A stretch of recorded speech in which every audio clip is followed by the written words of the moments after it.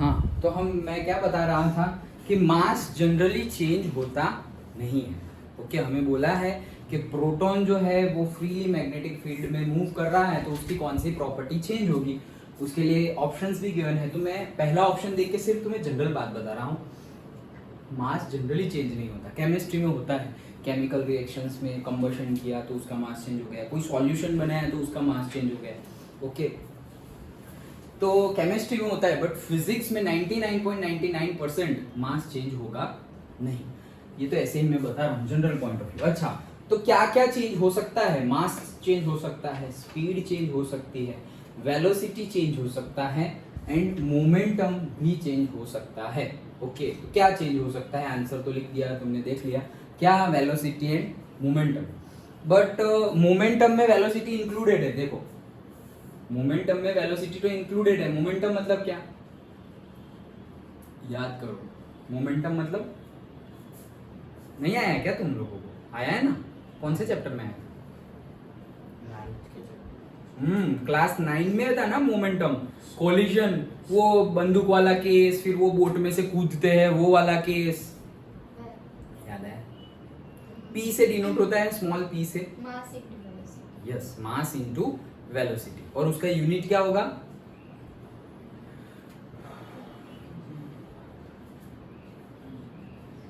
अभी तो बोला मास इनटू वेलोसिटी, तो यूनिट क्या होगा बोलो अब?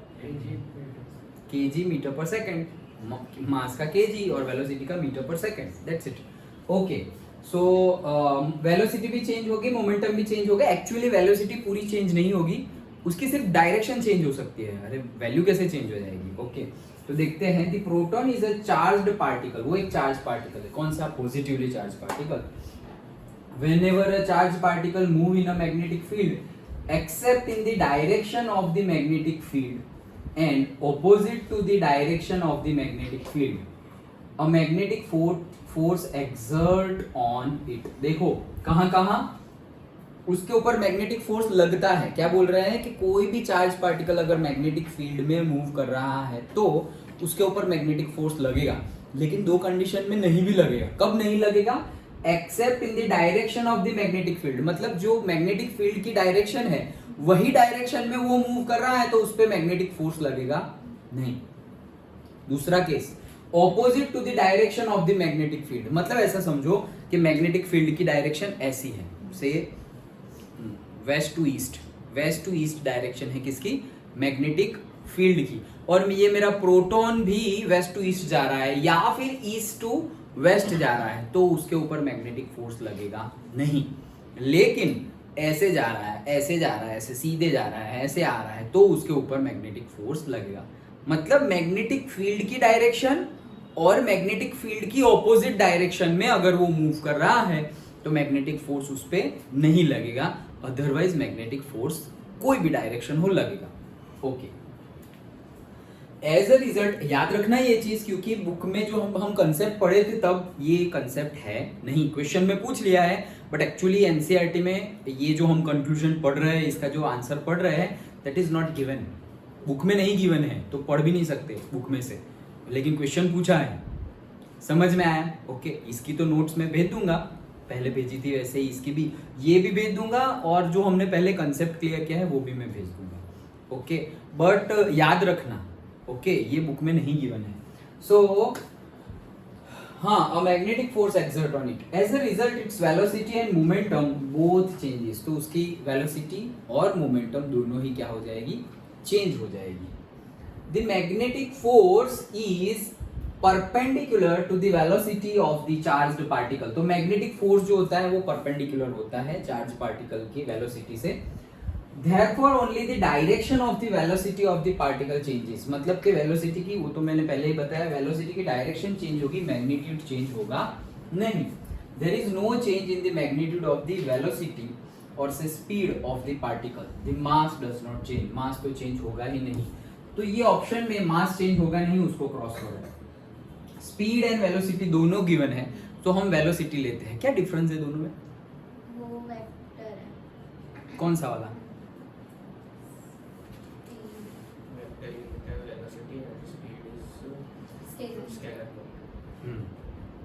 और कुछ?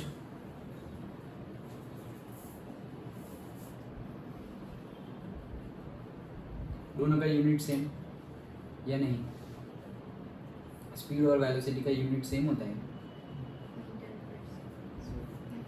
मीटर पर सेकंड ही होता है, याद आया?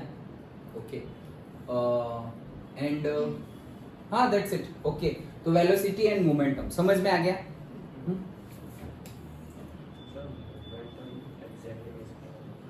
मोमेंटम तो हमें अभी समझा ही नहीं। मोमेंटम मतलब it is a property. Okay वो एक प्रॉपर्टी है जो हम 9th में देखी थी। मोमेंटम एक प्रॉपर्टी है, जैसे कि टेम्परेचर एक प्रॉपर्टी है, प्रेशर प्रॉपर्टी है, मास प्रॉपर्टी है, लेंथ प्रॉपर्टी है, वैसे मोमेंटम एक प्रॉपर्टी है जो कैसे मिलती है, which we will get by combining the mass and velocity both. और कंबाइनिंग मतलब प्लस माइनस डिवाइड करके नहीं, ओनली मल्टीप्लाई करके। तो मल्टीप्लाई करके जो हमें प्रॉपर्टी मिलती है उसको बोलते हैं मोमेंटम। काइनेमेटिक्स में इसका बहुत अच्छे से यूज होता है, जैसे कि मैंने अभी बताया, हमने लास्ट ईयर चैप्टर्स में देखा था, forces and laws of motion ऐसा कुछ नाम था। ओके सो उसमें डिफरेंट डिफरेंट एग्जांपल्स थे, जैसे कि ऐसा समझो कि मैं मेरे हाथ से बुलेट, वो पिस्तौल में जो डालते हैं वो, ओके बुलेट ऐसे हाथ में पकड़ के ऐसे तुम्हें मारो तो डेथ नहीं होगी, ओके लेकिन उसको पिस्टल में डाल के मारो तो सपोज लगेगी, खून निकल जाएगा। क्यों ऐसा हुआ? मास तो दोनों में सेम ही था, बुलेट ही लग रही थी दोनों केस में, लेकिन पहले मैंने मारा तो भाई मेरे मारा उसमें से इतनी स्पीड नहीं होगी, हाँ लगेगी भी जरूर लेकिन खून नहीं निकलेगा, बॉडी के आर पार नहीं चली जाएगी।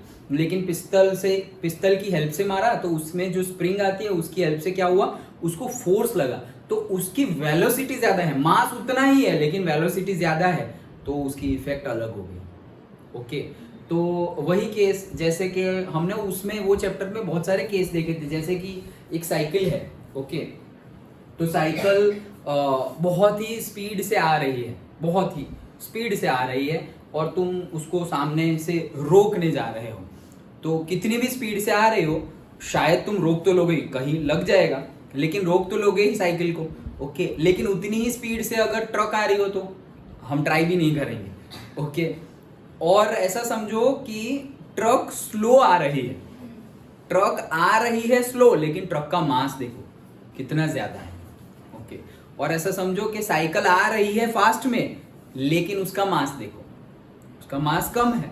सो मोमेंटम प्रॉपर्टी कब यूज करते हैं हम, जब एक्चुअल में हम मास और वेलोसिटी दोनों को अगर हम ऑब्जर्व कर रहे हैं, स्टडी कर रहे हैं, तब ये प्रॉपर्टी यूज होती है मोमेंटम। उसमें डिफरेंट एग्जांपल्स, हमने एग्जांपल्स भी सॉल्व किए थे। एक तो गन वाला था कि भाई पिस्टल में से जो बुलेट निकलती है वो आगे जाती है तो रिकॉइल वेलोसिटी गन की कितनी होगी, मतलब ऐसे हम गोली मारेंगे तो बुलेट तो आगे जाएगी लेकिन पिस्टल पीछे जाएगी, तो वो उसको बोलते थे रिकॉइल वेलोसिटी कितनी होगी। फिर एक वो बोट वाला एग्जांपल देखा था कि हम जंप मार रहे हैं तो ऐसे करके जंप लगाएंगे, बोट को हम पीछे धक्का मार रहे हैं और हम खुद जा रहे हैं आगे। फिर एक एग्जांपल था कि वो जो ट्रॉली होती है, हम ये जो शॉपिंग करने जाते हैं जो ट्रॉली होती है, वो ट्रॉली में एक लड़की जंप करती है, मतलब ओके एक एग्जांपल वैसा भी था। तो डिफरेंट एग्जांपल्स हमने देखे थे, याद आया? ओके सो वो प्रॉपर्टी कब यूज होगी, जब हमें कंसर्न हो मास एंड वेलोसिटी दोनों के ऊपर, तब okay that is the momentum. The magnetic force is perpendicular, ये तो हमने देखा, that's it. Okay in activity 13.7 how do we think the displacement of the rod AB will be affected if, मतलब वो वाली एक्टिविटी कौन सी, हॉर्स शू वाली activity, वही है ना, देख लो तो वही है ना, हाँ सो हॉर्स शू वाली, उसमें ही रॉड आया था AB, तो बोले कैसे अफेक्ट करेगा, the current in the rod AB is increased, अगर करंट इंक्रीज कर दिया रॉड में, ओके तो अफेक्ट करेगा ना, क्योंकि करंट इंक्रीज हुआ तो मैग्नेटिक फील्ड ज्यादा हो जाएगी, ओके दूसरा a stronger horse shoe magnet is used, magnet जो है वो जो कैपेसिटी का था उससे भी ज्यादा कैपेसिटी का यूज करते हैं, भी फर्क लग, दिवाली आ गई, हैप्पी दिवाली ओके सो तो भी फर्क होगा, ओके क्योंकि मैग्नेटिक इफेक्ट ज्यादा होगी। And next the length of the rod is increased, हमने देखा था इट इज अफेक्टेड, ओके तो लेंथ से भी फर्क पड़ेगा, देखते हैं चलो। एक्सपेरिमेंट्स हैव शोन, ये थियरी में नहीं है, एक्सपेरिमेंट करके ही पता चलेगा, बोलो।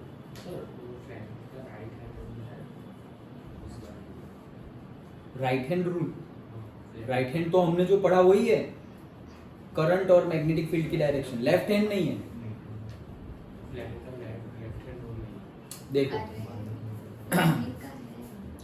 फ्लेमिंग का लेफ्ट हैंड रूल मतलब देखो हमारे दो जो हमने पढ़ा ना उतना ही सिलेबस में है। कौन कौन सा?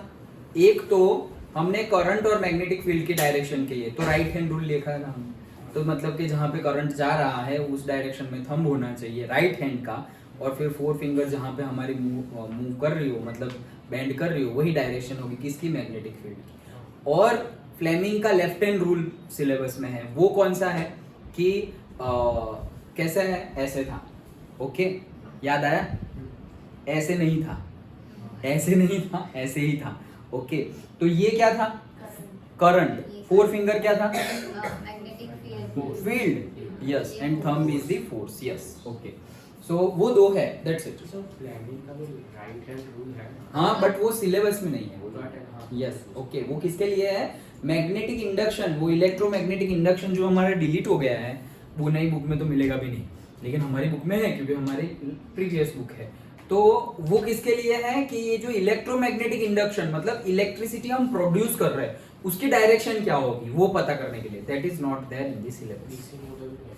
हाँ, मोटर, डीसी मोटर सब कुछ कट है, जो हमने डिस्कस किया उतना ही है, इसलिए चैप्टर छोटा हो गया है। डन? चलो, हाँ, तो experiments have shown that when a current carrying conductor is placed in a magnetic field such that its length is perpendicular to the magnetic field, the force acting on the conductor and hence the displacement is proportional to the current in the conductor है, the strength of the magnetic field also and the length of the conductor also. So when the current in the rod AB is increased, then more force will act on the rod and hence the displacement of the rod will also be more. मतलब current के तीनों के effect तो हो ही रहा है, तो ज्यादा ही होगा। करंट बढ़ा दिया जाएगा तो मैग्नेटिक फील्ड बढ़ेगी और मैग्नेटिक फील्ड बढ़ेगी तो डिस्प्लेसमेंट भी बढ़ जाएगा, ओके, डायरेक्टली प्रोपोर्शनल। होर्स शू का मैग्नेट अगर ज्यादा यूज किया देन ऑल्सो मैग्नेटिक फील्ड बढ़ जाएगी, वही same case. Then the strength of the magnetic field will increase, leading to a greater force on the rod. Due to the greater force, displacement also will be more. And last but not the least, length. Okay, तो length अगर increase कर दी, then more force will act on the rod. देखो, rod ऐसा समझो इतना लिया है, okay, तो इतना force लगेगा और उसको ऐसे move करेगा। ये तो मैं physical force की बात कर रहा हूँ, but magnetic force भी ऐसे ही perpendicular लगेगा।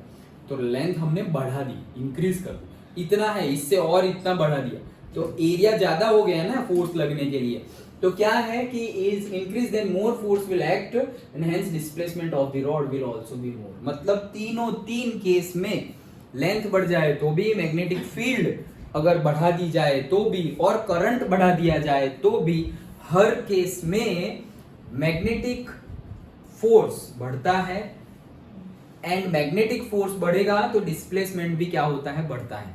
अगेन ये एक्सपेरिमेंट बेस्ड क्वेश्चन है, तो अच्छे से समझ लो और याद रख लेना, क्योंकि अगेन जैसे मैंने बताया एक्टिविटी बेस्ड है तो उसका कंसेप्ट बुक में गिवन नहीं है। अंडरस्टूड? ओके, तो क्या है? सिंपली करंट बढ़ेगा, मैग्नेटिक फील्ड बढ़ेगी, मैग्नेटिक फोर्स बढ़ेगा एंड डिस्प्लेसमेंट, सब कुछ डायरेक्टली प्रोपोर्शनल है, एक भी चीज इनवर्सली प्रोपोर्शनल नहीं है। ओके, करंट बढ़ेगा, last but not least displacement भी बढ़ेगा। मैग्नेटिक फील्ड ज्यादा होगी, मैग्नेटिक फोर्स बढ़ेगा, मैग्नेटिक फोर्स बढ़ेगा, डिस्प्लेसमेंट भी बढ़ेगा। And third, length of the rod बढ़ेगी तो भी मैग्नेटिक फोर्स बढ़ेगा एज वेल एज डिस्प्लेसमेंट भी इंक्रीज ही होगा। अंडरस्टूड? वेरी गुड क्वेश्चन है, अच्छा क्वेश्चन है, पूछा जा सकता है। Next, a positively charge particle, फिर से आया है पॉजिटिवली चार्ज पार्टिकल, यहाँ पे अल्फा है, पहले कौन था? प्रोटॉन था। ओके, चलो, प्रोजेक्टेड टुवर्ड, ये अल्फा क्या होता है? नॉलेज क्लियर होता है। अल्फा मतलब हीलियम जो होता है, हीलियम वो इलेक्ट्रॉन दे देता है। हीलियम के पास कितने होते हैं? दो होते हैं। तो वो एक इलेक्ट्रॉन या दो इलेक्ट्रॉन दे देता है।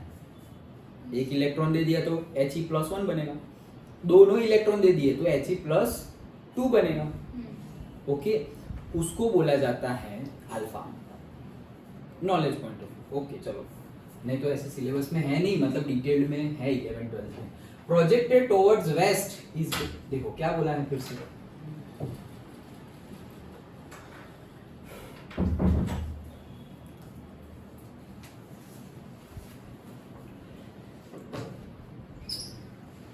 हाँ, a positively charged particle alpha projected towards the west, मतलब प्रोजेक्ट कर रहे हैं हम towards the west, मतलब वेस्ट में जा रहा है, वेस्ट में जा रहा है, is deflected projected towards west, is deflected towards north by magnetic field, मतलब जा रहा है वेस्ट में लेकिन डिफ्लेक्शन होके क्या हो गया, नॉर्थ में जा रहा है, मतलब वेस्ट में जा रहा था, प्रोजेक्टेड, ये मेरा पॉजिटिवली चार्ज पार्टिकल है, वो जा रहा है ऐसे projected towards the west, but magnetic field की वजह से वो नॉर्थ में जाने लगा, मैग्नेटिक फील्ड की वजह से। Okay, the direction of the magnetic field, तो भाई मैग्नेटिक फील्ड की डायरेक्शन कैसी होगी, देखो यहाँ पे दिखाया गया है थोड़ा उल्टा दिखाया गया है, कोई बात नहीं, हाँ यहाँ पे जो हम बोल रहे हैं वो यहाँ पे दिखाया गया है, वो थोड़ा अलग डायरेक्शन है, मतलब उसको उल्टा कर दिया है, कोई बात नहीं, इसे समझते पहले। Alpha particle in motion current middle finger, तो वेस्ट जा रहा है, देखो हमें बोला है ना टुवर्ड्स द वेस्ट, तो अल्फा पार्टिकल जा रहा है towards the west. Magnetic field ये थंब ये नॉर्थ साउथ ईस्ट वेस्ट, तो अब क्या बोल रहे हैं कि मैग्नेटिक फोर्स की वजह से वो वेस्ट में जा रहा था लेकिन कहां चला गया, नॉर्थ में चला गया, देखते हैं चलो। So direction of the current I is towards the west, okay, क्यों, क्योंकि वो वेस्ट में जा रहा है, तो करंट की डायरेक्शन कहां होगी, जहां पार्टिकल, चार्ज पार्टिकल जहां मूव करते हैं वही करंट की डायरेक्शन होगी, सो करंट की direction towards the west, and direction of force F is towards the north, तो कौन सा डायरेक्शन है ये, मैग्नेटिक फोर्स है, मैग्नेटिक फोर्स, वही केस आ गया वापस, 3 उंगलियां कहां गया, ये रहा, ओके, लेफ्ट हैंड से 3 उंगली, current, magnetic force and magnetic field, हाँ ये फोर्स, हाँ मैं उल्टा बोला, हाँ तो ये फोर्स, हमेशा ये फोर्स ही देगा, थंब, ओके मैं बोला उल्टा, ये force, field and current, okay.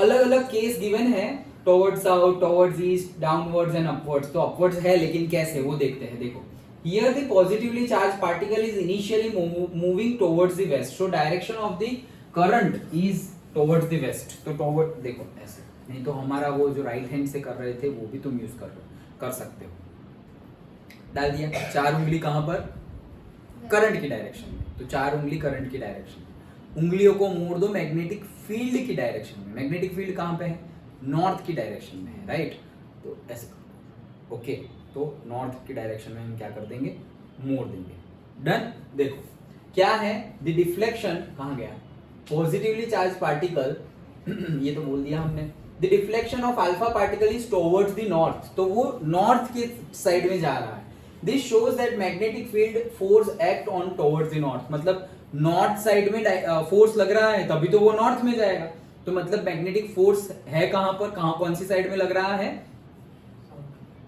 North, magnetic force जहां लगेगा वहीं तो चार्ज पार्टिकल जाएगा, समझ में आ रहा है, फोर्स, हाँ फील्ड नहीं, हम क्या कर रहे हैं, हमारा रूल क्या था, ये 4 उंगलियां कहां पर, करंट की डायरेक्शन में, मोड़ना कहां पे है, मैग्नेटिक फील्ड की डायरेक्शन में, और ये थंब क्या दिखाता है, मैग्नेटिक फोर्स।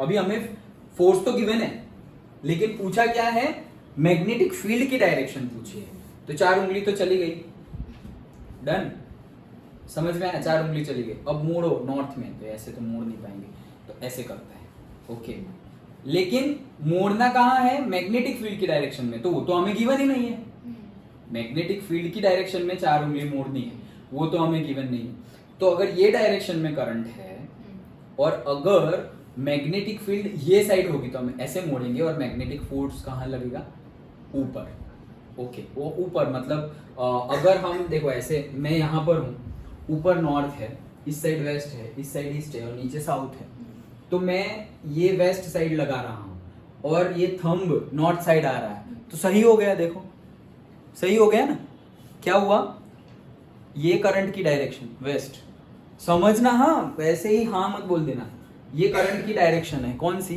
वेस्ट, मैंने कहा है ऐसा बोला, फोर्स की डायरेक्शन थोड़ी, करंट की डायरेक्शन, 4 उंगली से अगर देखे तो, अदरवाइज इससे देख तुम कौन सा यूज कर रहे हो, वही हाथ से तुम ये भी कर रहे हो और वही हाथ से तुम ये भी कर रहे हो, वही तो फिर ये 4 उंगली वाला नहीं करेंगे उस हाथ से, लेफ्ट हैंड से नहीं करेंगे, वो राइट हैंड से करना है फिर, समझे? दोनों मेथड अलग अलग हैंड से है। डन। अगर लेफ्ट हैंड से कर रहे हो तो फिर उससे ही फिर ये 4 उंगली वाला नहीं कर सकते, फिर उसके लिए दूसरा हैंड है, राइट हैंड है। डन। ओके, टेक्स्ट बुक वाला होता है यही है। टेक्स्ट बुक वाला ये है, दैट इज लेफ्ट हैंड। तो लेफ्ट हैंड से करो तो देखो क्या बोल रहे हैं, मिडल फिंगर है वो कौन सी है, करंट की डायरेक्शन है। थंब है वो क्या है, फोर्स का डायरेक्शन है। तो ये देखो, ये करंट की डायरेक्शन, ये फोर्स की डायरेक्शन, हो गया वेस्ट और ये हो गया नॉर्थ। समझ में आ रहा है? ये हो गया वेस्ट और ये हो गया क्या, मैग्नेटिक फोर्स, तो वो कौन सा हो गया, नॉर्थ। नॉर्थ ही हुआ ना। ओके, अब देखो क्या बोल रहे हैं कि मैग्नेटिक फील्ड की डायरेक्शन क्या होगी, क्या मैग्नेटिक फील्ड की डायरेक्शन क्या होगी। So the deflection of alpha particles मतलब टुवर्ड्स द नॉर्थ। तो देखो यहाँ पे, let us now hold the first 4 finger, middle finger and thumb of your left hand at the right angles to one another, मतलब ऐसे adjust the left hand in such a way that your middle finger points towards the west and thumb points towards the north. तो ये towards the waste और ये thumb towards the what, north. तो ये कहां पे है, ये नॉर्थ नहीं, ये वेस्ट है, तो नॉर्थ ये साइड है, ऊपर प्लेन में समझो, प्लेन में ऐसे प्लेन में समझो कि यहाँ पे हम देख रहे हैं, तो ये साइड वेस्ट है, तो ये साइड नॉर्थ हुआ, ये साइड ईस्ट हुआ और ये साइड साउथ हुआ। डन, एक ही प्लेन में। तो ये प्लेन में मैंने ऐसे किया, ओके, तो ये हो गया करंट, हो गया वेस्ट में, लेकिन मेरा मैग्नेटिक फोर्स कहाँ पे है, नॉर्थ में। तो ये नॉर्थ थोड़ी है, नॉर्थ तो यहाँ पर है, तो मैं ऐसे कर दूंगा, ऐसे है, देखो अभी प्लेन यही है, तो मैं ऐसे कर दूंगा। डन। तो ये हो गया मेरा करंट। डन, ये हो गया करंट, ये हो गया नॉर्थ, यही सेम प्लेन में, और ये हो गया अपवर्ड दूसरे प्लेन में, ये क्या हो गया हमारा मैग्नेटिक फील्ड। समझ में आया? ओके, सो वही बोला है, magnetic field would be in the upward direction. इसीलिए मैंने बोला था कि इसके ऊपर से क्वेश्चन होंगे, तो देखो ऐसे क्वेश्चन पूछे जाएंगे। समझ में आ रहा है? पक्का सबको समझ में आया? और ये यूज करना हो तो ये सिंपल वे में कैसे, 4 उंगलियां करंट की डायरेक्शन में, ओके, देन 4 उंगलियां करंट की डायरेक्शन एक ही प्लेन में। हाँ, अब मोड़ना कहाँ पे है, मैग्नेटिक फील्ड की डायरेक्शन में, लेकिन वो तो हमें फाइंड करना है, तो मोड़ ही नहीं सकते। लेकिन हमें पता है कि नॉर्थ डायरेक्शन में क्या है, फोर्स है, तो हम नॉर्थ में ले जाते हैं फोर्स, तो ये नॉर्थ में फोर्स चला गया, देखो नॉर्थ में चला गया फोर्स, ये अंगूठा नॉर्थ में फोर्स चला गया, ये 4 उंगली वेस्ट में करंट चला गया। अब मोड़ो, तो अब कैसे मोड़ सकते हैं, ऐसे ही मोड़ सकते हैं, ऐसे मोड़ सकते हैं, मतलब ये कौन सा डायरेक्शन, ऊपर वाला, नॉर्थ तो ये रहा, तो ये ऊपर वाला अप डायरेक्शन, प्लेन के बाहर। देखो 3 है, उसमें से 2 एक ही प्लेन में आएंगे और थर्ड वाला जो है वो प्लेन के बाहर चला जाएगा। जैसे कि हम यहाँ कर रहे हैं, तो ईस्ट डायरेक्शन में करंट जा रहा है, ईस्ट डायरेक्शन में मैग्नेटिक फोर्स है, तो फील्ड ये प्लेन में नहीं होगी, प्लेन के ऊपर या नीचे होगी, क्योंकि तीनों 90 डिग्री पे है। तो एक्स और वाई 90 डिग्री पे 2 प्लेन में 2D में दिखा सकते हैं, लेकिन अगर 3D की बात की तो थर्ड वाला दूसरे प्लेन में चला जाएगा। समझ में आ रहा है? पक्का? ओके, ये क्वेश्चन समझ में आया? सर उल्टा ऐसा नहीं कर सकते, कैसा? ऐसा फिर डाउनवर्ड में आएंगे। नहीं, वैसा करेंगे तो उल्टा हो जाएगा ना। तुमने ऐसे ही उंगली ली है, पहला ही उंगली ऐसे, दूसरी उंगली ऐसे। रुको, मुझे तुम्हारे ऐसे, तो ऐसे ही तो करना है। तो ये करंट है, यस करंट। और ये वो मैग्नेटिक फील्ड। मैग्नेटिक फील्ड तो ढूंढनी है हमें, फोर्स। अब अंगूठा ये तो ढूंढना है, ये तो ढूंढना है, मतलब वो हमें नहीं पता कौन सी डायरेक्शन है, इसका पता नहीं है, वो ढूंढना है। तो ये करंट हो गया। अब अंगूठे का पता है मैग्नेटिक फोर्स, तो वो पता है नॉर्थ। तो देखो ये ऊपर था, अब ये हो गया नॉर्थ, तो ये आ गया ना अपवर्ड्स। ये अब सही है, सही है, ये हो गया। देखो अंगूठा हो गया नॉर्थ। अब देखो अंगूठा नॉर्थ साउथ कैसे होता है, ये करंट है, ये अंगूठा नॉर्थ में है, मतलब मैग्नेटिक फोर्स नॉर्थ में है, ये मैग्नेटिक फोर्स ईस्ट में है, और करंट कहां पे है, नॉर्थ में है। समझ में आ रहा है? एक ही प्लेन में करंट एंड मैग्नेटिक फोर्स एक ही प्लेन में होंगे और मैग्नेटिक फील्ड अलग प्लेन में होगा। ओके, चलो मैं ही क्वेश्चन बना के देता हूं, तो फिर तुम्हें पता चलेगा कि समझ में आया या नहीं आया। सेम क्वेश्चन है, मैं बोल रहा हूं कि ये जो चार्ज पार्टिकल है is moving towards the east direction, moving towards the east direction and ये चार्ज पार्टिकल को करंट देना है। चार्ज पार्टिकल ही करंट फ्लो करेगा। इलेक्ट्रिसिटी मतलब movement of charge particles. Okay, तो चार्ज पार्टिकल जो है वो मूव कर रहा है towards the east and my magnetic force is towards the south. तो मैग्नेटिक फील्ड कहां पर होगी? ऊपर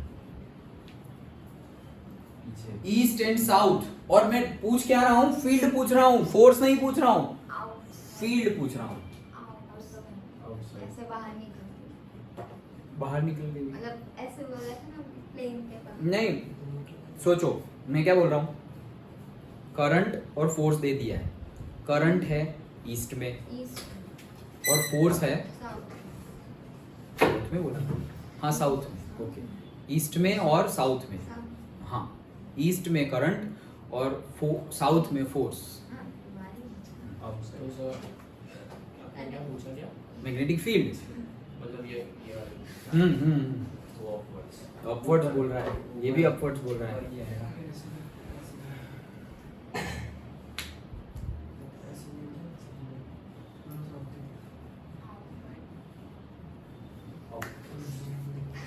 वो ठीक है। चेंज के थे। क्या आपने बोला ना अपवर्ड्स, मैंने कहाँ चेंज किया? बोलो लावण्य। Upward.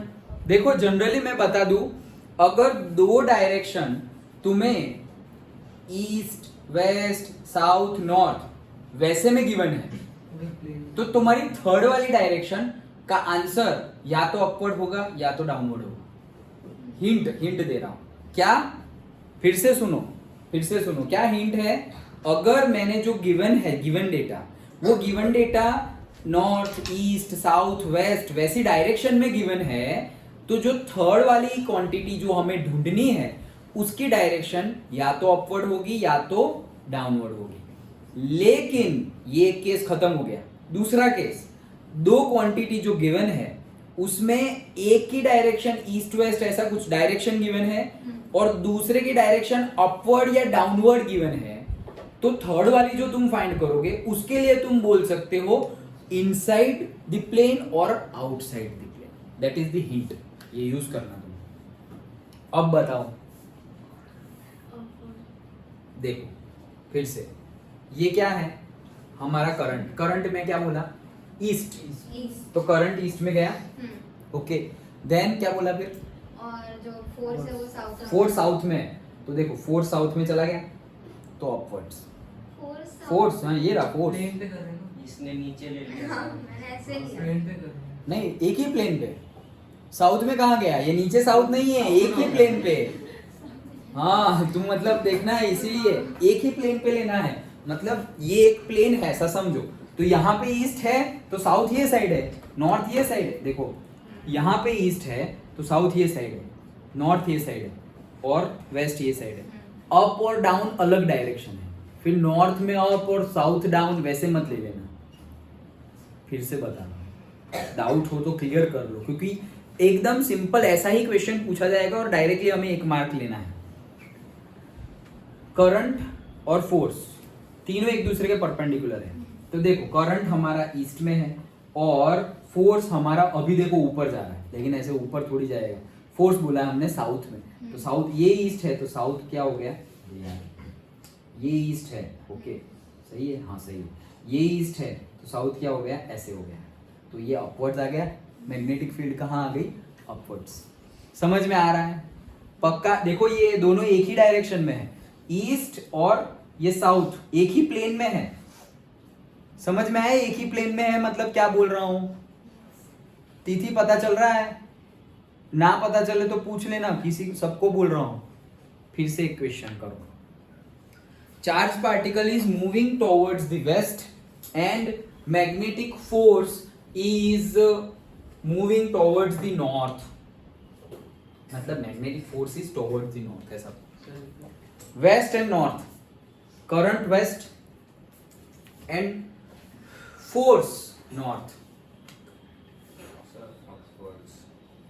Current west and force north upwards. सोच लो, करंट वेस्ट, तुम उंगली दिखाओ तो दिशा। नहीं नहीं दिखाओ दिखाओ, अरे दिखाओ दिखाओ, अरे क्या नहीं दिखाओ, गलती होती रहेगी फिर। दिखाओ, हाथ दिखाओ, अरे दिखाओ क्या ना नाम कर रहे हो। आपने बोला वेस्ट में करंट और नॉर्थ में है फोर्स। तुम पहले उंगली दिखाओ, तुम ऐसे कर रहे हो या ऐसे कर रहे हो। मैंने बताया था कल, ऐसे बंदूक मारनी है लेफ्ट हैंड से और फिर मिडल फिंगर को ऐसे कर दो। हाँ वो तो पता है। वो पता है, दिखाओ। हाँ अब करो, अब करो। अब ये बोला आपने वेस्ट। वेस्ट में है, ले जाओ वेस्ट में, हाँ एक ही प्लेन में। हाँ एक ही प्लेन, हाँ हाँ ले जाओ ले जाओ। हाँ हो गया वेस्ट में हो गया। फोर्स नॉर्थ में, फोर्स वो फील्ड है। हाँ तो ये नॉर्थ अच्छा हाँ ऊपर। नहीं ऊपर नॉर्थ नहीं, वही प्लेन में, प्लेन में।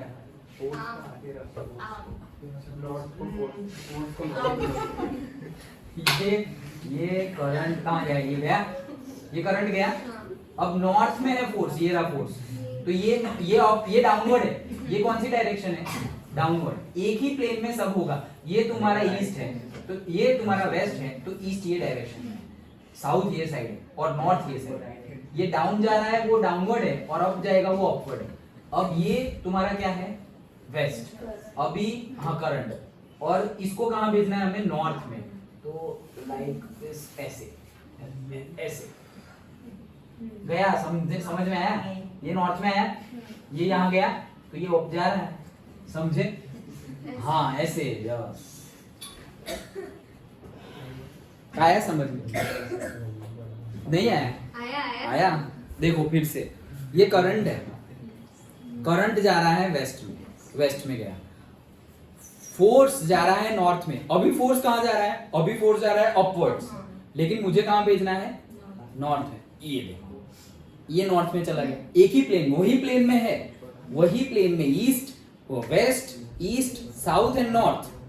ये अप और डाउन हो जाएगा।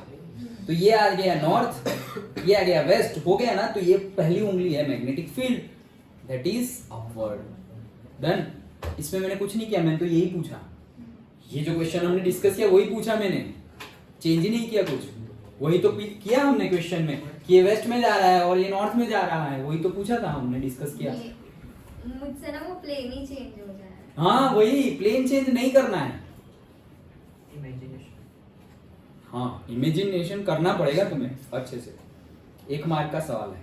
ओके चलो फिर से। पार्टिकल इज मूविंग टुवर्ड, हो ये मेहनत कर रहे हैं 1 मार्क के लिए, वो नहीं चल रहा है, मस्ती नहीं चल रही है, ठीक है। Particle is moving towards the north, particle is moving towards the north,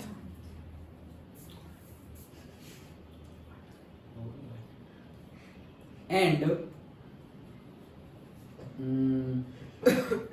particle is moving towards the north, and magnetic field is magnetic field is upwards, east, north and upward। और मैं पूछ क्या रहा हूं, अब पूछ क्या रहा हूं, फोर्स। अब फोर्स पूछ रहा हूं, इससे पहले मैं फील्ड पूछ रहा था, अब मैं फोर्स पूछ रहा हूं। नॉर्थ एंड अपवर्ड,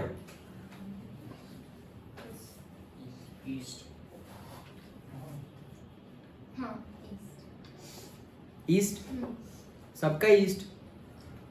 चलो करंट नॉर्थ में, ये नॉर्थ में चला गया करंट, ये प्लेन की बात कर रहा हूं, नॉर्थ में चला गया।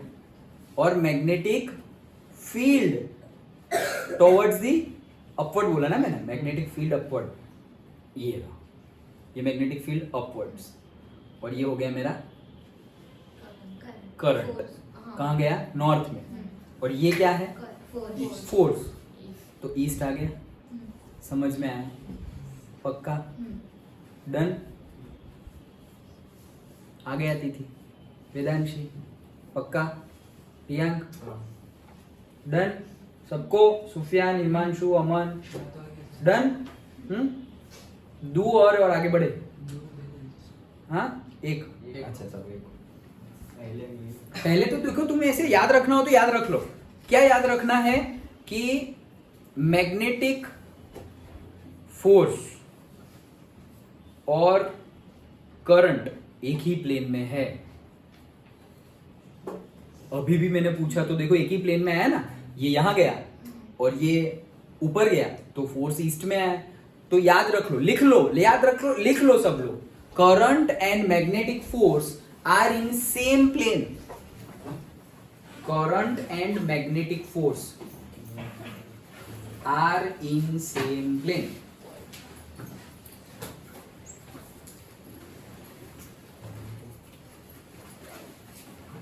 current and magnetic force are in same plane.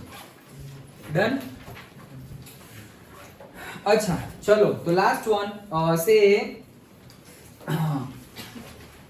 current is moving towards the south and magnetic field is towards downward direction. Current is in the south. एक minute. Current is in the south direction and magnetic field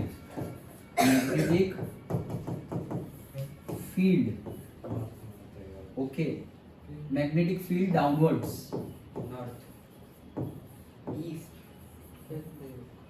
so I want magnetic force east.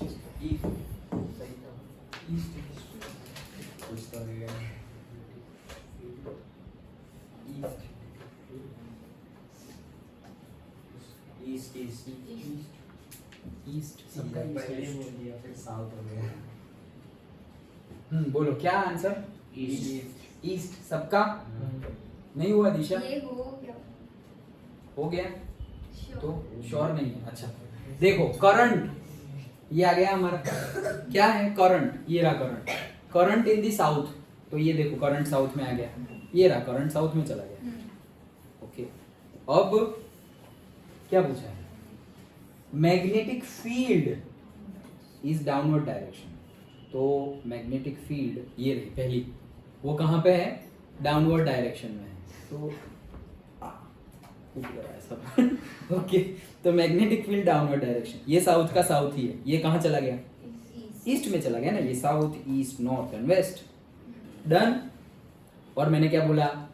Force and current are in same plane. तो direction आए ना, इसकी अगर direction given है तो इसका जो आंसर आएगा वो भी एक डायरेक्शन ही आएगा। समझ में आया? डन?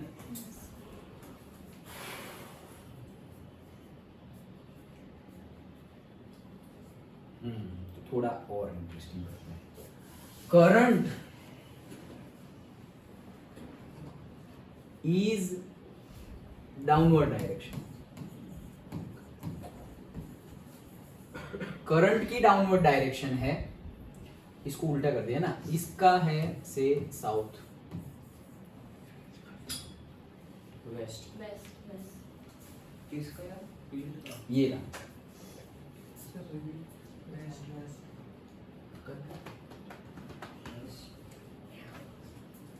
सोच लो लावण्या। वेस्ट? सबका वेस्ट आंसर है, ध्यान से।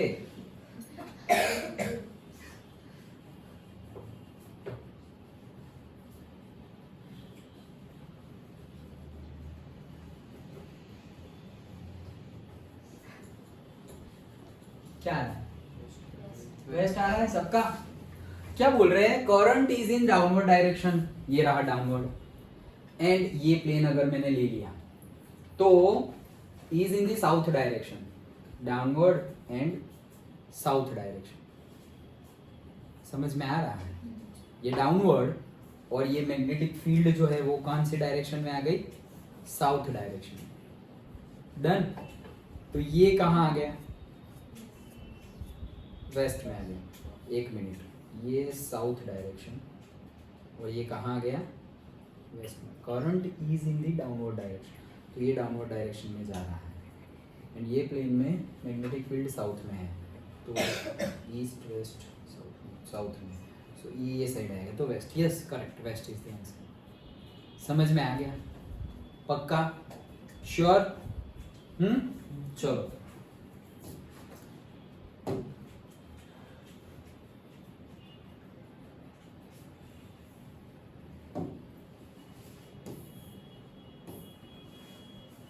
That's it.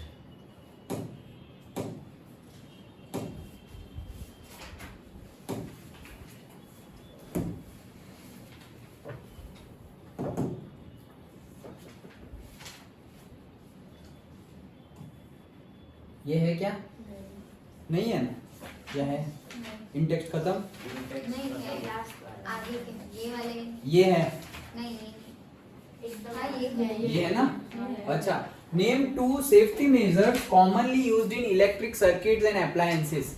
दो सेफ्टी मेजर्स, दोनों हमने पढ़ लिए हैं। एक लास्ट चैप्टर में पढ़ा था फ्यूज, और एक ये चैप्टर में पढ़ा है अर्थिंग वायर, कि भाई शॉक ना लगे इसलिए ज्यादा लोड होगा तो वो अर्थ वायर में से अर्थ में चला जाएगा। और लास्ट चैप्टर में हमने देखा था फ्यूज, तो उसमें जो मेटल का रॉड होता है, पतला सा वायर होता है, वो ज्यादा लोड आने से वो मेल्ट हो जाता है और सर्किट इनकम्प्लीट हो जाती है, सर्किट ब्रेक हो जाती है। डन। तो ये दो लिख सकते हैं हम। हाँ वही है, अ safety fuse of proper rating, it prevents. एक तीसरा भी लिख सकते हो, क्या, अभी का लेटेस्ट फ्यूज, क्या नहीं है ये रूम में, बाहर है, एमसीबी, एमसीबी जो हमारे घर में होती है। अब लेटेस्ट तो एमसीबी होती है, अब फ्यूज जनरली नहीं होते। जनरली पहले के घर होंगे तो होंगे अभी भी, लेकिन हमें भी अपग्रेड हो जाना चाहिए। उसमें कुछ ज्यादा नहीं करना होता है, वायर तो जैसे है उसको छेड़ना ही नहीं है, सिर्फ फ्यूज निकाल के वहां पे एमसीबी रख देनी है। घर पे कहीं पे हो, किसी के घर पे आज भी फ्यूज, तो अच्छे से निकाल लो, उसका एनालिसिस करो और फिर तोड़ दो, सो दैट नया ला जाएगा। ओके, क्यों? क्योंकि सेफ्टी वाइज एमसीबी ज्यादा अच्छी है, क्योंकि कभी कभी हाई वोल्टेज करंट भी पास हो जाएगा फ्यूज में से, तो डैमेज हो सकता है, लेकिन एमसीबी तो क्या हो जाएगी, ट्रिप ही हो जाएगी। ओके, सो एमसीबी भी लिख सकते हो तुम लोग, मिनिएचर सर्किट ब्रेकर, उसका फुल फॉर्म। मिनिएचर मतलब छोटी होती है, इसलिए मिनिएचर सर्किट ब्रेकर। ऐसे भी बचा है। हाँ हाँ फ्यूज बार-बार फ्यूज हो जाएगा। हाँ। इसके कारण क्या कर, हाँ यस, लेकिन एमसीबी ट्रिप हो जाए तो हम ज्यादा से ज्यादा क्या करेंगे, उसको नीचे ट्रिप हो जाएगा तो उसको ऊपर करेंगे, फिर से ट्रिप हो जाए उसको ऊपर करेंगे, लेकिन उसको अंदर से रिपेयर हम जनरली नहीं करते। फ्यूज को तुम खुद ही रिपेयर कर सकते हो, कुछ नहीं, जो वायर मेल्ट हुआ है बोल्ट निकाल लो और वो वायर निकल जाएगा, एक नया वायर लगा दो, बोल्ट फिट कर दो, फ्यूज हो गया। लेकिन सेफ्टी पर्पज से MCB is good. So a safety fuse prevents damage, appliance circuit overloading, and earth wire prevents possible electric shock when the live wire is accidentally touches the metallic body of an appliance. That we have seen. Electric over numerical, यहाँ पर भी, अच्छा, okay, ठीक है. An electric oven of 2 kilowatt power rating is operated in a domestic electric circuit that has a current rating of 5 ampere. Generally देखो हमारे घर में क्या होता है, 220 वोल्ट आता है और करंट हमारा होता है, बड़े एसी है, रेफ्रिजरेटर है, उसके लिए 5 एम्पियर और छोटे के लिए से 3 ampere and 1 ampere. Okay, so explain, क्या बोल रहे हैं, क्या एक्सप्लेन करने को बोल रहे हैं कि what result do you expect. Okay, explain. So current कितना ड्रॉन होगा, P is equals to VI, ये फॉर्मूला याद है ना, P is equals to VI, तो I is equals to P by V। क्यों यही यूज किया, क्योंकि वो दोनों गिवन है इसलिए ये यूज किया। किलोवाट मतलब पावर गिवन है, okay, and V voltage given है 220 वोल्ट, करंट भी गिवन है तो 5 एम्पियर है। तो एक्चुअली हम करंट चेक करते हैं कितना आ रहा है, तो करंट चेक करें तो हमारा कितना आ रहा है, 9.09 एम्पियर, और कैपेसिटी कितने की है, 5 एम्पियर की है। समझ में आ रहा है?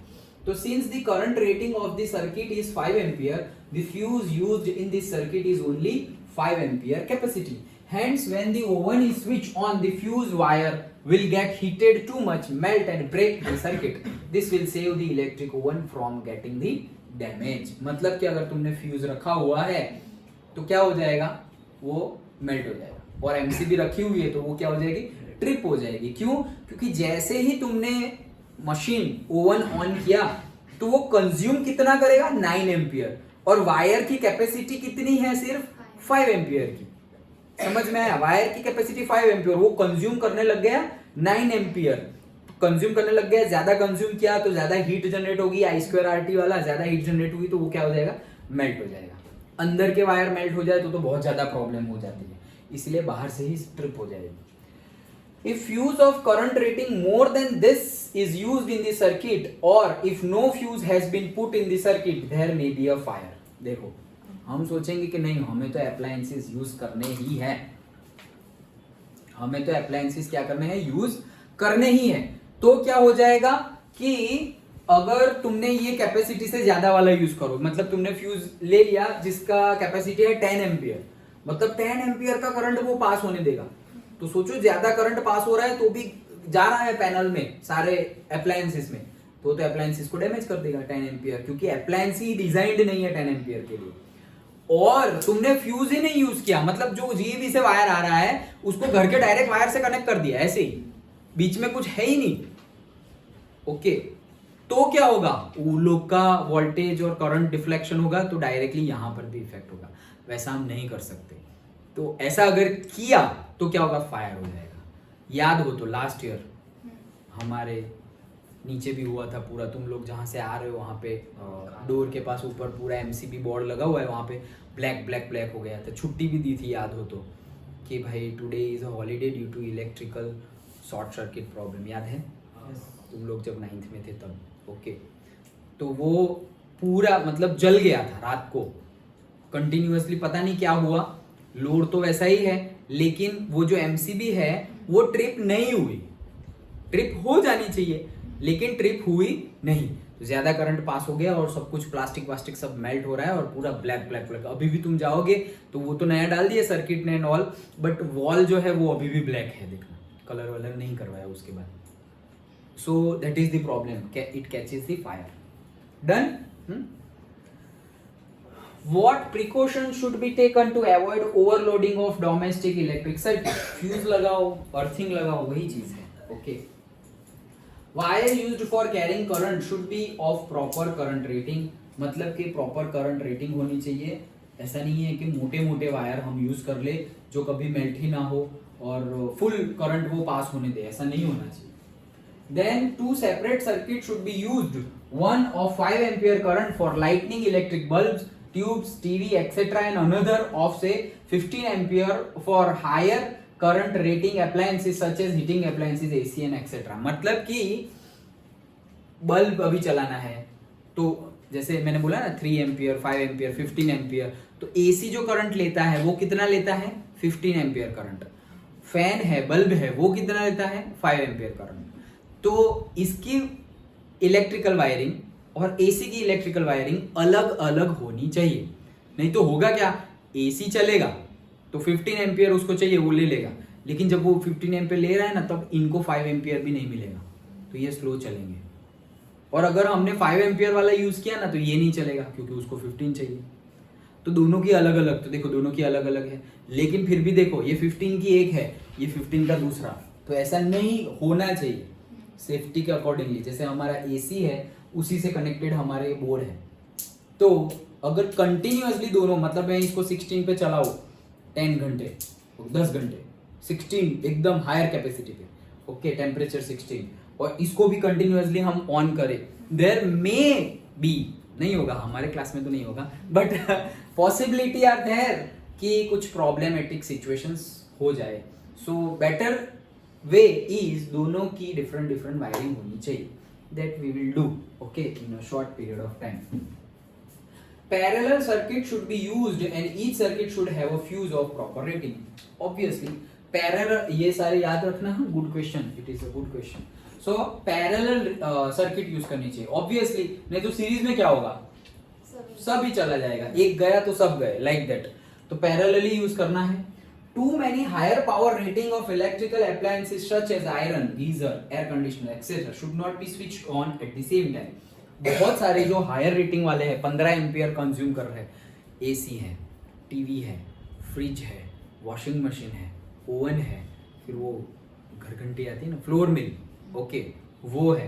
तो ये सारे हायर करंट कंज्यूम कर रहे हैं। सबको एक साथ, भले ही सबकी अलग अलग वायरिंग है, फिर भी सबको एक साथ चालू करना नहीं है। जैसे कि अभी हमारा होता है एसी, ये तो अलग ही है, ये केस तो हमने देख लिया, लेकिन दूसरा एक केस, वहां वो साइड में एसी ऑन करे तो भाई ये एसी और वो एसी की लाइन तो अलग अलग है, फिर भी फ्लक्चुएशंस आते हैं, हमें देखने को मिलते हैं, बोर्ड पे देखने को मिलते हैं। सिर्फ एसी होता तो पता नहीं चलता, ओके, कूलिंग थोड़ा बहुत कम हो पता नहीं चलेगा, बट एक्चुअल में प्रॉब्लम क्या है, यहाँ पे हमें यहाँ फ्लक्चुएशन आए, मतलब क्या कि वो वहां पे लोड बढ़ रहा है।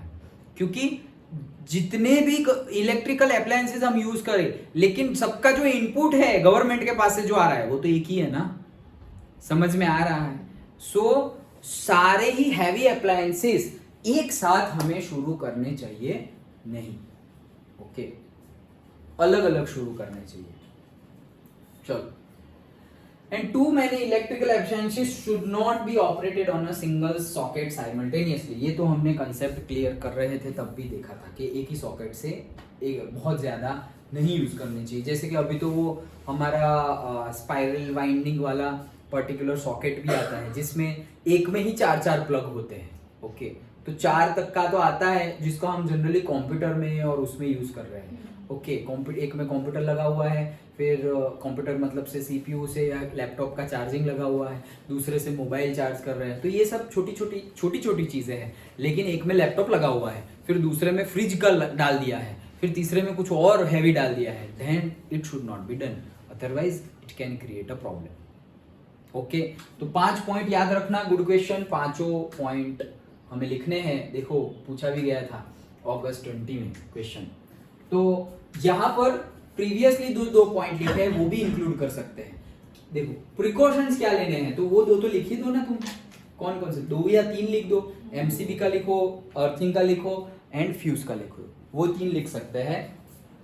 उसके अलावा अलग अलग पॉइंट्स हमें गिवन है कि भाई प्रॉपर करंट वाले ही वायर यूज करने चाहिए, सब 15 एम्पियर 5 एम्पियर के लिए अलग अलग होने चाहिए, एक ही सॉकेट में एक से ज्यादा अप्लायंस, बहुत ज्यादा मल्टीपल अप्लायंसेस यूज नहीं करने चाहिए, देन बहुत ज्यादा हायर पावर रेटिंग वाले एक साथ नहीं यूज करने चाहिए, और पैरेलल सर्किट यूज करना चाहिए, सीरीज में नहीं यूज करना चाहिए, अदरवाइज एक डैमेज होगा तो सब डैमेज हो जाएंगे।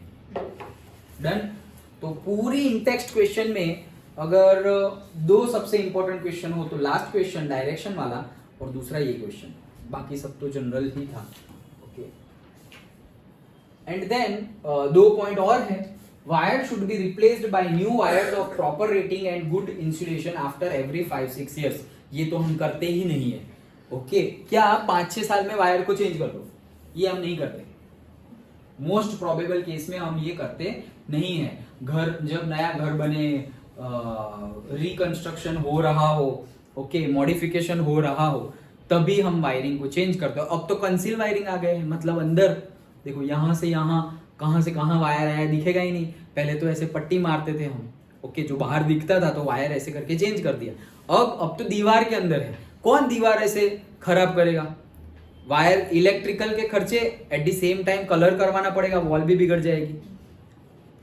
बट अब तो टेक्नोलॉजी बढ़ गई है, पहले की बात है, अब तो टेक्नोलॉजी बढ़ गई है, तो अभी वायर की वारंटी भी ऐसी आती है कि 10 ईयर 15 ईयर 20 ईयर तक उसको कुछ नहीं होता, और वापस वो वॉल के अंदर है, तो वो ज्यादा एटमॉस्फेयर के कांटेक्ट में नहीं है, उसको कुछ ऐसे कोई अंदर वॉल के अंदर कोई इंसेक्ट और कुछ भी उसको डैमेज करने की पॉसिबिलिटी भी नहीं है, सो उसकी लाइफ वैसे भी बढ़ जाती है, okay. PVC of good quality should be used। PVC का फुल फॉर्म पॉलीविनाइल क्लोराइड। ये कहाँ यूज होता है? वायर्स वायर के ऊपर पाइप बनाने में यूज होता है, करेक्ट। लेकिन यहाँ पे कहाँ पे यूज होता है? वायर की कवरिंग में। मतलब क्यों कवरिंग में? इंसुलेशन क्या हम ऐसे पकड़ ले तो हमें शॉक ना लग जाए, ओके, इंसुलेशन के लिए यूज होता है, दैट्स इट, ओके। तो ये 2 पॉइंट भी गुड पॉइंट, ओके। सो ये सारे ये बहुत ही बढ़िया क्वेश्चन था, हाँ, क्योंकि ऐसे ही क्वेश्चन पूछे जाएंगे जो एग्जाम पॉइंट ऑफ व्यू से भी इंपॉर्टेंट है और डे टू डे लाइफ में भी इसका बहुत अच्छा इंपॉर्टेंस है। प्रिकॉशंस क्या लेंगे, तो ये वेरी गुड क्वेश्चन पूछा जा सकता है। और बड़ा क्वेश्चन जनरली मैंने बोला ना होता नहीं है, but this is there. Okay चलो टेक्स्ट के questions. Which of the on कर दो, लाइट ऑन कर दो। Which of the following correctly describes the magnetic field near a long straight wire? अब ये सब तो हमने पूरा चैप्टर डिस्कस किया, चलो थोड़ा फटाफट करेंगे। करेक्टली क्या डिस्कस कर रहा है, magnetic field, long straight wire है और मैग्नेटिक फील्ड को क्या करेक्टली डिस्क्राइब करेगा। The field consists of a straight lines perpendicular to the wire. So जो वायर है उसके परपेंडिकुलर होगा, लेकिन field consist of straight lines, ये स्ट्रेट लाइन वाला केस नहीं होगा। ओके, अदरवाइज परपेंडिकुलर तो हाँ परपेंडिकुलर ही होगा, उसमें तो कोई दो राय नहीं है। डन। ओके, तो स्ट्रेट लाइन वाला है इसलिए wrong. The field consist of straight lines parallel to the wire. अब पैरेलल आ गया, वो गलत है। The field consist of radial lines originating from the wire. तो consist of radial lines, radial lines हम नहीं बोलेंगे, एक्चुअली वो है तो रेडियल बोल सकते हैं, लेकिन उसके लिए हमारे पास पर्टिकुलर वर्ड है, दैट इज कॉन्सेंट्रिक सर्कल्स। नहीं बोलते थे हम। रेडियल मतलब क्या कि एक रेडियस में घूम रहा है तो सर्कल हो गया, लेकिन मल्टीपल है, कॉन्सेंट्रिक सर्कल्स है, तो वो वर्ड आना चाहिए। हाँ यस, देखो लास्ट में है the field consist of concentric circle centred on the wire. Okay, कि वायर में कॉन्सेंट्रिक सर्कल्स वाली फील्ड लाइंस है। सो that is the answer. This is an experimental fact which is only exhibited by the right hand thumb rule. तो ये experimental fact है और जिसको हम चेक कर सकते हैं राइट हैंड थंब रूल से। सो राइट हैंड थंब रूल अगर हम ले तो हमें पता चल ही जाएगा कि वो कॉन्सेंट्रिक सर्कल के फॉर्म में है। Done. Okay, then the phenomenon of electromagnetic induction निकल गया हमारा। Then the device used for producing electric current, वो भी निकल गया हमारा। Okay, then the essential difference between AC DC निकल गया है। At the time of short circuit the current in the circuit. हाँ भाई, शॉर्ट सर्किट के टाइम पर करंट का क्या होगा, तो reduces substantially, does not change, increases heavily and varies continuously.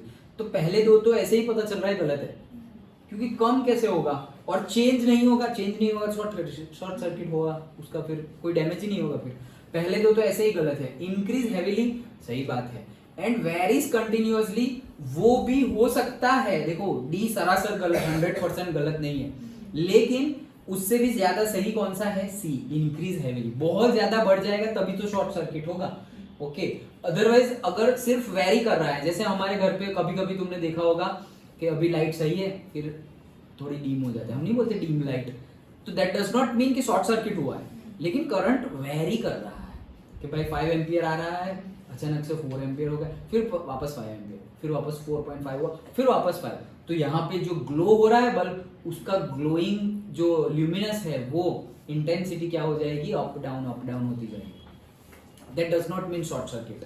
लेकिन एकदम इंक्रीज 5 एम्पियर की जगह वहां मतलब 20 एम्पियर का, तो फट जाएगा वो। Okay, so that is a damage, that is a short circuit. Following statement true और फॉल्स। चलो, एन इलेक्ट्रिक मोटर है ही नहीं सिलेबस में। ओके,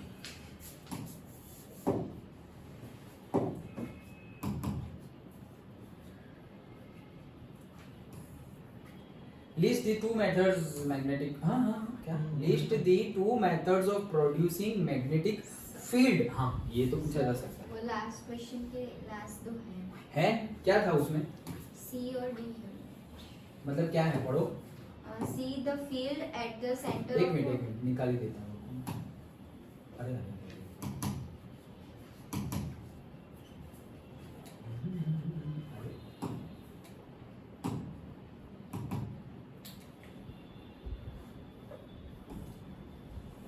ये मोटर नहीं, जनरेटर नहीं। अच्छा, the magnetic field lines at the centre of a long circular coil. अच्छा, सर्कुलर कॉइल है और उसमें मैग्नेटिक फील्ड लाइन सेंटर की बात की गई है। Carrying a current are parallel straight line.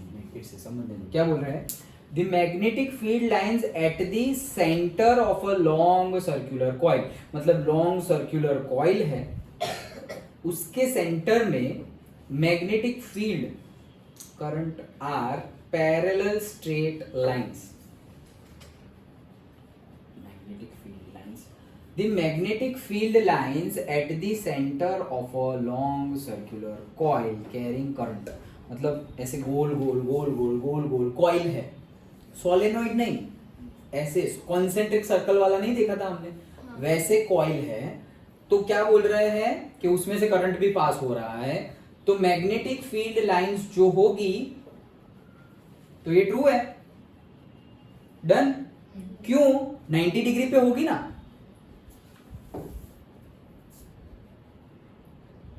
अगर ये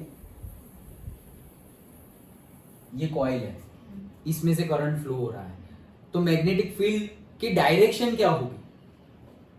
इनटू द प्लेन और out of the plane, perpendicular ही होगा ना. क्यों?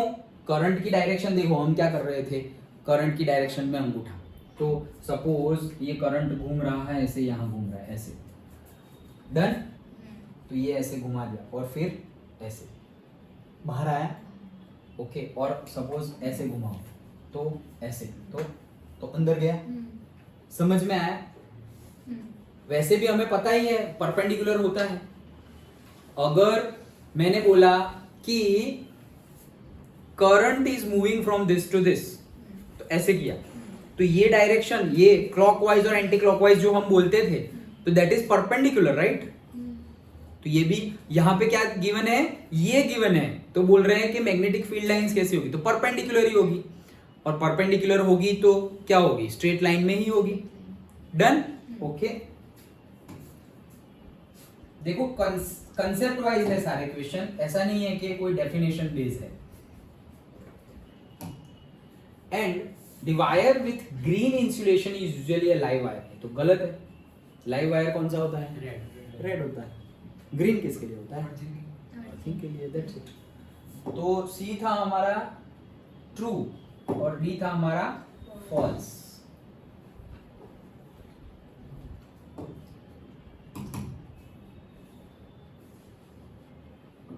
सी ट्रू डी फॉल्स, उसका कुछ लिखा है क्या? हाँ बस वही चीज है. ओके. हाँ, तो मैग्नेटिक फील्ड प्रोड्यूस करने की मेथड, ऐसे ही पूछा है ना, list 2 methods of producing magnetic fields. Okay. So can be produced by electric current, जहां से भी पास होगा वहां पे मैग्नेटिक फील्ड जनरेट हो जाएगी. नहीं, टेस्ट हो गया तुम्हारा? टेस्ट ही है यार, तो शिक्षा नहीं है. ठीक है, तुमने लिख दिया.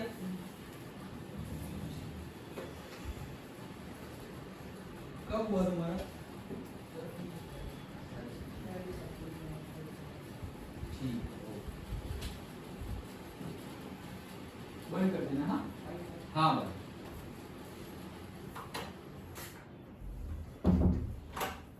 ओके चलो.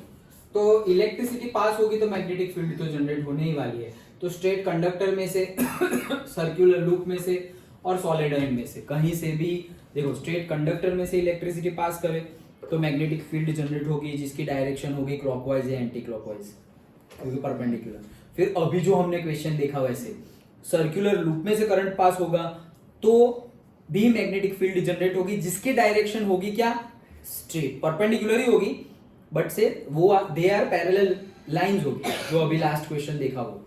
एंड थर्ड केस सॉलेनॉइड, मतलब क्या, सिलेंडर फॉर्म में. तो सिलिंड्रिकल फॉर्म मतलब लूप वाला केस, वैसे अगर करंट पास हो रहा है तो वहां भी मैग्नेटिक फील्ड जनरेट होगी. वही मैग्नेट से तो हम मैग्नेट बनाते हैं, जो मैग्नेट को क्या बोला जाता है, इलेक्ट्रोमैग्नेट. यस. ओके. तो 3 केस देखे हमने. How does solenoid behave like a magnet? Can you determine the north and south pole of a current carrying solenoid with the help of a bar magnet? Explain. Yes. देखो चलो. A current carrying solenoid behaves like a bar magnet and polarities of its end depend upon the direction of the current. Yes. Direction of the current पे ही depend करेगी. Yes, we can use a bar magnet to determine the north and south pole of the current carrying solenoid. Bar magnet क्यों? क्योंकि दोनों ही magnet, क्योंकि solenoid है उसमें electricity flow हो रही है तो उसकी मैग्नेटिक फील्ड भी होगी, इलेक्ट्रिसिटी फ्लो हो रही है तो मैग्नेटिक फील्ड जनरेट होगी, और बाहर मैग्नेट तो मैग्नेट ही है। ओके, तो दो मैग्नेट है हमारे पास, तो हम डायरेक्शन पता कर सकते हैं।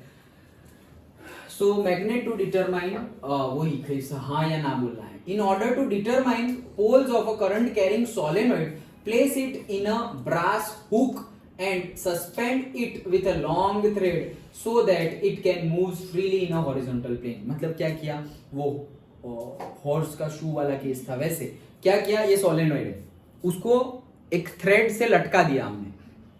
इसमें सोलेनॉइड मतलब करंट कैरिंग कंडक्टर है लेकिन सिलिंड्रिकल फॉर्म में है, इसलिए उसको हम सोलेनॉइड बोलते हैं। दैट्स इट, ये तो समझ में ही है, तुम्हें आ ही रहा है। अब इसको थ्रेड से मैंने ऐसे लटका दिया, अब करंट इसमें से पास हो रहा है, करंट पास हो रहा है मतलब मैग्नेटिक फील्ड जनरेट होगी, मैग्नेटिक फील्ड जनरेट होगी, यहाँ को एक पोल की तरह वो बिहेव करेगा और यहाँ भी एक पोल की तरह वो बिहेव करेगा।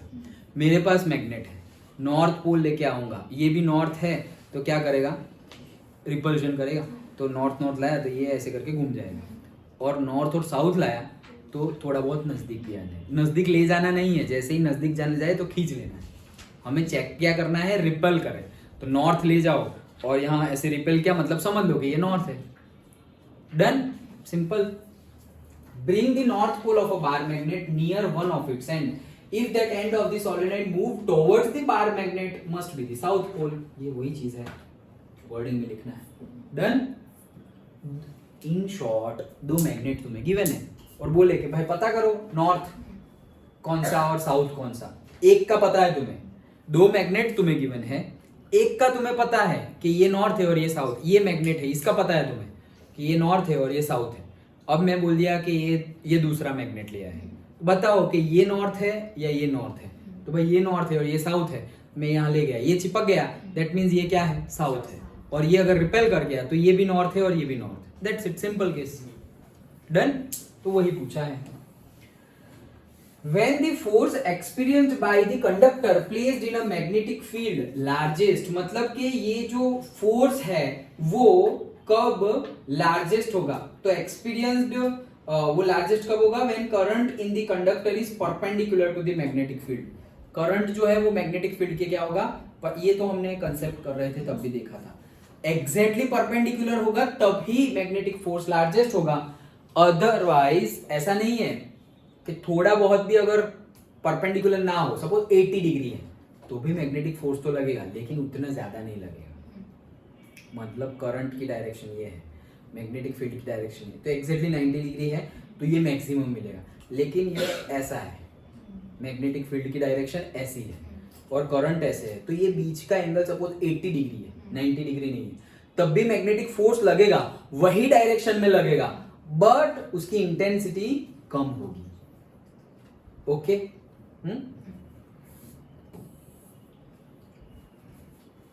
ये देखो जो मैंने अभी उंगली से दिखा रहा था वही चीज दिखाई। इमेजिन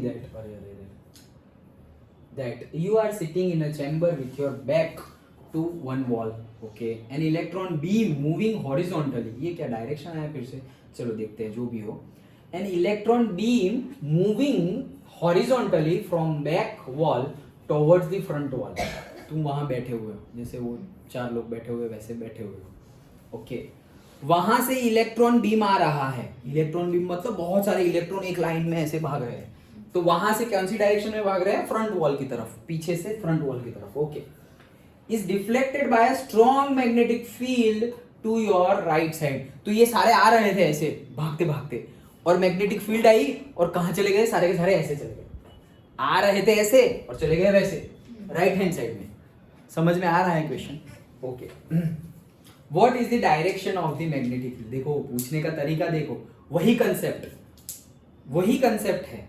चलो लगाओ दिमाग, देखो मत, देखोगे तो अभी आ जाएगा, देखो मत, सिर्फ दिमाग दौड़ाओ। वहां से आ रहे हो मतलब चार्ज पार्टिकल, करंट की डायरेक्शन ये है, समझिए, चार्ज पार्टिकल मतलब करंट, ऐसा मान लो करंट, इलेक्ट्रॉन बीम मतलब करंट की डायरेक्शन ये है, और तुम चले गए वो साइड, मतलब वो साइड मतलब राइट हैंड साइड, ये साइड मतलब ऐसे आ रहे थे और ऐसे चले गए, मतलब ऐसे समझो ऐसे आ रहे थे और एग्जैक्टली 90 डिग्री पे मूव हो गए, से सीधे आ रहे थे और ऐसे टर्न मार के ऐसे। डन। राइट हैंड साइड, तो राइट हैंड साइड चले गए तुम, तुम राइट हैंड साइड चले गए, मतलब वहां से फोर्स लग रहा हो तभी चले गए तुम, तो फोर्स लग रहा है राइट हैंड साइड में। तो क्वेश्चन क्या बना, electron is moving towards north. Question क्या बना, समझो आंसर मत देखना। Okay, electron is moving towards the north, magnetic force is towards the right. Right तुम्हारा राइट, तुम्हारा ही नॉर्थ और तुम्हारा ही राइट, वही प्लेन में, वही प्लेन में। तो फील्ड की डायरेक्शन बताओ, अपवर्ड। फील्ड की डायरेक्शन, फोर्स की नहीं, फोर्स तो बोल दिया है सर फील्ड की नॉर्थ मतलब सामने की तरफ, जिस वो करंट। नहीं सर, आप जो बोल रहे हो ना, मतलब मैं आंसर बता रहा हूँ कि जिस तुम आंसर। तरफ इलेक्ट्रॉन्स जा रहे थे और फिर टर्न ले लिया ना, जो जिस तरफ जा रहे थे ना वही होगी नहीं, मैग्नेटिक। सेम डायरेक्शन कैसे हो सकती है, तीनों दिन एक दूसरे के परपेंडिकुलर है ना, सेम डायरेक्शन कभी नहीं होगी। सर लेकिन इलेक्ट्रॉन्स तो इस तरफ चले गए ना। नहीं, वो क्यों गए लेकिन, मैं- क्योंकि फोर्स लगा उसके ऊपर। तो इलेक्ट्रोमैग्नेटिक फोर्स की डायरेक्शन ये साइड है और तुम्हारे करंट की डायरेक्शन तो ऐसी ही थी, फिर वो चले गए, फोर्स लगा इसलिए। बिफोर दी फोर्स तो यही डायरेक्शन थी। फोर्स इस तरफ से।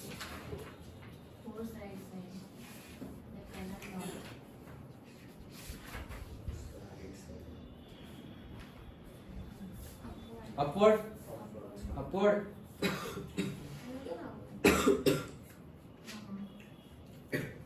ओके चलो, करंट ये था करंट।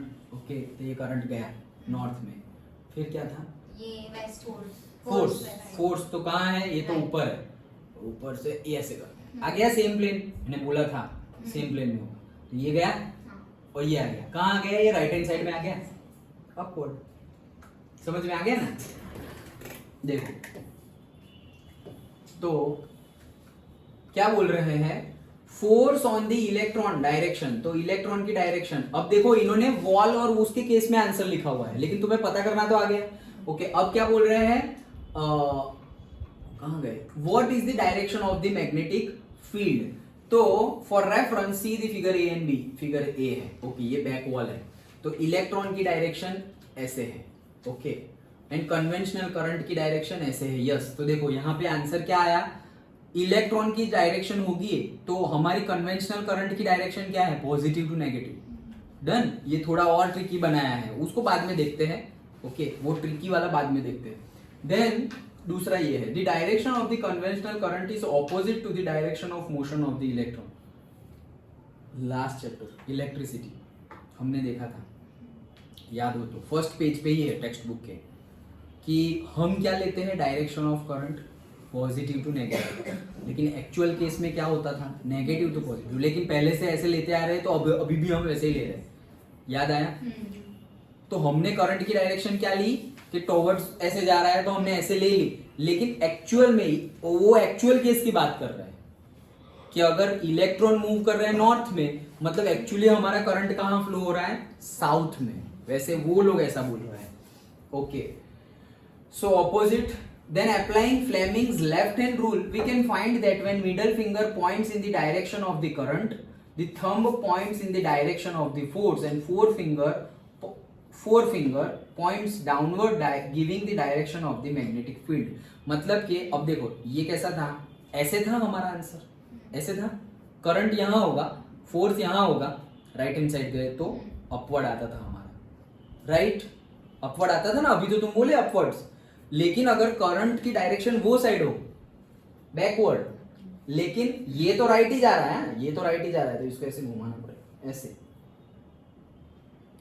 ओके, ये तो पीछे जा रहा है और ये जा रहा है वहीं पे, तो ये कहां चला गया, डाउन। अपवर्ड की जगह क्या हो गया, डाउनवर्ड। क्यों, क्योंकि करंट की डायरेक्शन चेंज हो गई, तो वही बोला है उन्होंने कि downward. Note that indicates a vector going, हाँ, तो क्रॉस जो है वो डिस्कस कर रहा है कि going into the plane, why dot indicates coming out of the plane, लेकिन हम, उन्होंने आंसर लिखा है फ्रंट वॉल, हम ये वाला आंसर लिखेंगे जो उन्होंने वर्डिंग में लिखा है।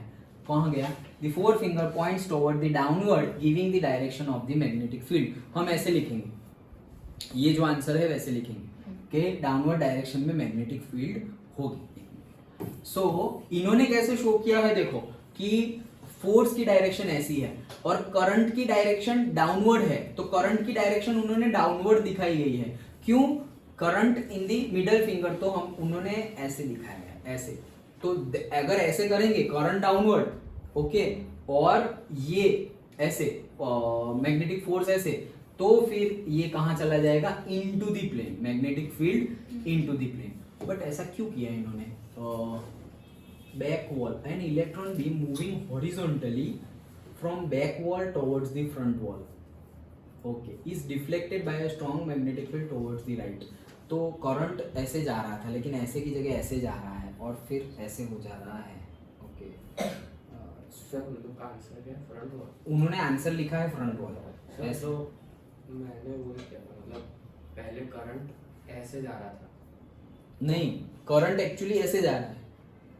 सबसे पहले from back side to front side. लेकिन वो तो हमने ऐसे बोला, उन लोग का तो पहले से आंसर वही है कि इलेक्ट्रॉन डायरेक्शन कहाँ है? बैक वॉल से फ्रंट वॉल की तरफ। नहीं, फ्रंट वॉल आंसर नहीं है रे, आंसर नहीं है फ्रंट वॉल, ये तो इसका लिखा हुआ है बैक वॉल और फ्रंट वॉल, मतलब फ्रंट वॉल आंसर लिखा ही नहीं उन्होंने। ये बैक वॉल जैसे यहाँ लिखा है, ये साइड बैक वॉल होगा तो ऊपर फ्रंट वॉल ही होगा ना। समझ में आ रहा है? It is not the answer, answer जो हमारा ये आया है that is the answer. Done? समझ में आया? हाँ बोलो सर, एक बार सिर्फ क्वेश्चन वापस समझो। हाँ, देखो क्या बोल रहे हैं। जनरली क्वेश्चन क्या था कि जो हमारा करंट है वो समझो, पहले करंट है, जो तुमने आंसर दिया वो भी सही है, सबका आंसर सही है कि करंट अगर तुम लोग जहां बैठे हुए हो वहां से टुवर्ड्स दिस नॉर्थ डायरेक्शन में फ्लो हो रहा था करंट, और मैग्नेटिक फोर्स की वजह से वो इलेक्ट्रॉन चला गया ये side, right hand side, okay. तो तुमने, हमने पूछा कि मैग्नेटिक फील्ड कहाँ होगी, तो तुमने बोला अपवर्ड, तो तुम्हारा आंसर करेक्ट है, ओके। क्या था? Current is moving like this, ऐसे, south to north, south to north, and now it is going towards the east magnetic force की वजह से। तो magnetic force towards the east, current की डायरेक्शन टुवर्ड्स द नॉर्थ, तो direction of the magnetic field upwards. अब हम अगर electron की बात करें, मतलब अगर सही सही में देखें कि इलेक्ट्रिसिटी का, करंट का फ्लो क्या है, ये तो इलेक्ट्रॉन का फ्लो था, ये डायरेक्शन किसकी थी? इलेक्ट्रॉन की थी। इलेक्ट्रॉन जा रहा था बैक से फ्रंट, मतलब इलेक्ट्रॉन जा रहा था साउथ टू नॉर्थ। इलेक्ट्रॉन जहां जा रहा है उसके ऑपोजिट होता है हमारा करंट का डायरेक्शन। तो अगर करंट का डायरेक्शन है towards the south and force की डायरेक्शन है टुवर्ड्स द ईस्ट, तो फील्ड की डायरेक्शन क्या होगी? तो डाउनवर्ड। आया समझ में? पक्का? Answer is down. हाँ, answer is down, okay.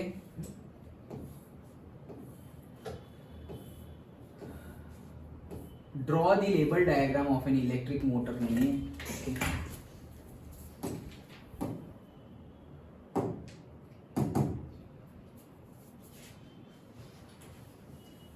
In which electric motors coil insulated copper wire connect galvanometer?